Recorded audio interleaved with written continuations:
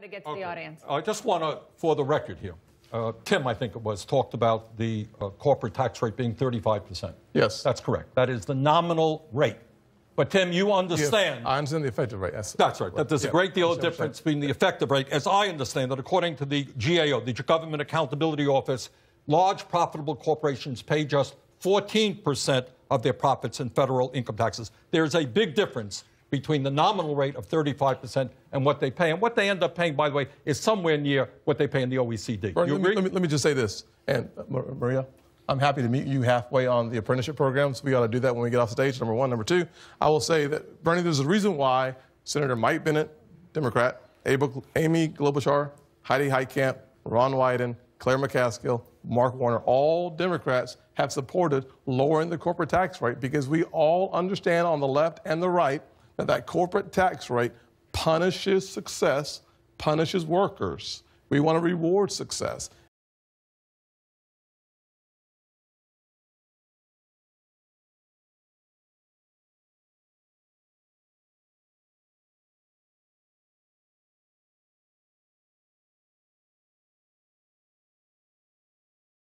And at the end of the day, if we do that, we will have a better economy with higher wages, with more folks working. Tim, the only point that I wanted to make is you agreed that the effective tax rate is not 35%. It's close to 14%. I would suggest that that is also true throughout the world and our competitors. So when you look at our position versus our competitors, when Ireland's at 12%, when the UK is heading towards 17 or 18%, when the OECD average is around 22%, the reality of it is, at 35%, even when you lower it down to our effective rate, when those countries do the same thing, we find ourselves at a strong Senator Sanders, we have to leave it there. Okay. Thank you.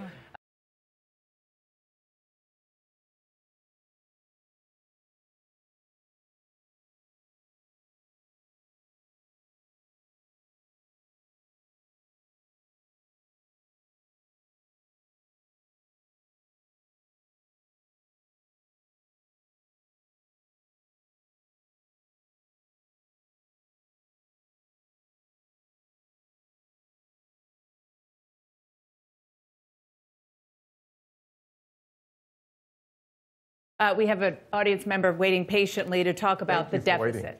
The Republican bill adds an estimated $1.4 trillion to the national debt over the next decade. And Stephen Prince is a successful business owner in Tennessee who says he's concerned about that and has a question for you, Senator Cruz. Senator Cruz, I know that that Senator Corker from Tennessee today voted yes in the committee, but there's a question about whether he'll do that when it actually comes up for the vote. I'm really concerned about this deficit situation that we're going into. Today, you know, unemployment is approaching a 20-year low. The stock market reaches an all-time high every day. Corporations are making as much or more money than they've ever made in the history of the United States. A tax cut is a phenomenal weapon that a government can use when they need it. Do we really need a tax cut like this right now in this booming economy that we've got? So, Stephen, thank you for that question. You know, the interesting thing is the perspective of a booming economy. It is a booming economy for the very wealthy. The rich have done great. Under Obama, the top 1%, who the Democrats vilify all the time, earn a higher share of our income than any year since 1928. The very rich have done great. You know who's getting hammered? It's working men and women. Why? Because from 2008 to today, the economy's grown only 1.2% a year. It's stagnant. Working men and women. If folks are at home wondering why did Donald Trump win in 2016, the simplest and most direct answer is because working men and women had been left behind by the economy.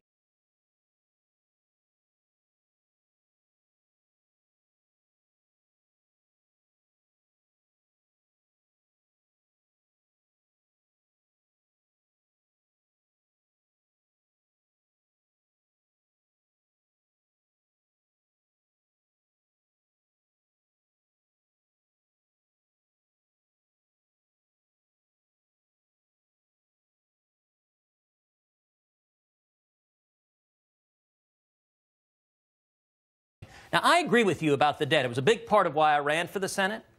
The only force powerful enough to pay down the debt is economic growth. If we get growth back to 3, 4, 5% historic levels, that turns everything around. That's how you pay down the debt. We saw that with Calvin Coolidge in the 1920s. We saw it with John F. Kennedy in the 1960s. We saw it with Ronald Reagan in the 1980s. I want to pay down the debt, which means we need to bring back jobs and get growth, and cutting taxes is the proven method to bringing back jobs and getting the growth to pay the debt down. Senator Kemp, I want to bring you in one second, but Senator Cruz, you talked earlier about the fact that it's the Democrats' fault that there is only a 51 vote majority, and that there is a big deficit issue, and that the individual tax cuts are going to expire after 10 years. But isn't the reality that it's your fellow Republicans who are already worried about what we just heard about, the deficit in the bill now, that don't want it to get even higher? It's not the Democrats.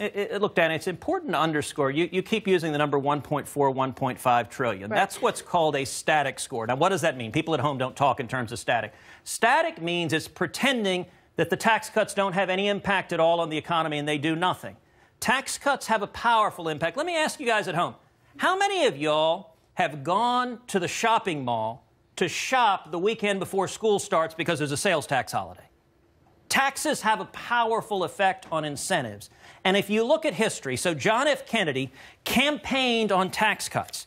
He campaigned what John F. Kennedy said in 1963, quote, "Our present income tax rate structure now holds back consumer demand, initiative, and investment. The largest single barrier to full employment of our manpower and resources and to a higher rate of economic growth is the unrealistically heavy drag on federal income, taxes on private purchasing power, initiative, and incentive." Now, here's the sad truth. John F. Kennedy would be drummed out of the Democratic Party because, you notice I asked Maria, is there any difference between Democrats and socialists? She wouldn't answer that. Senator, we want to get to Senator Cantwell. We don't have a single Democrat willing to support this tax cut plan. Thank you. Because the Democratic base is with Bernie, and they're afraid of supporting Senator tax Cantwell? cuts.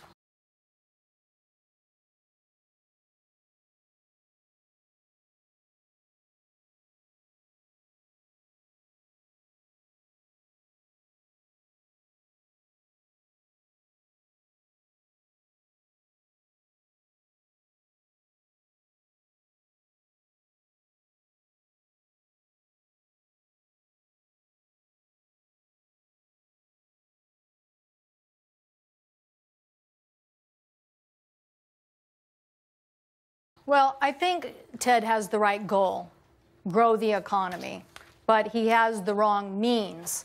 And when he thinks you're going to get 3% growth out of this tax bill, there's nobody that agrees with that. In fact, they asked 38 economists whether this would even grow it a few tenths of a percent. And basically, they said no.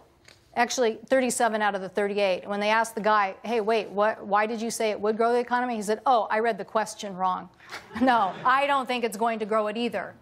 So what we have to come to terms with, and I know this is hard, I know it's hard, and I know it's scary, because I say to the young people I work with, there's a reason Ma Bell doesn't exist anymore. But then they look at me and they're like, who's Ma Bell? And I'm like, yes, we've made in a very short period of time a huge transition from a big mega company to now this handheld device that tells you everything. But we can make it through that transition. America has made it through other economic transformations. But as these two gentlemen just said, you're not going to do that by just giving the corporate money away and not strengthening the wage and productivity of the American worker. So Ted has the right goal, but we're hearing from people all across America. They want the help and support in education, in job training, in the things that are going to make us competitive, letting the small businesses have the same access that corporations have. That is what people want. Senator, thank you. Thank you. We're going to have to take a quick break. Speaking of economic growth, we have to get some commercials in. CNN's Debate Night. We'll be right back.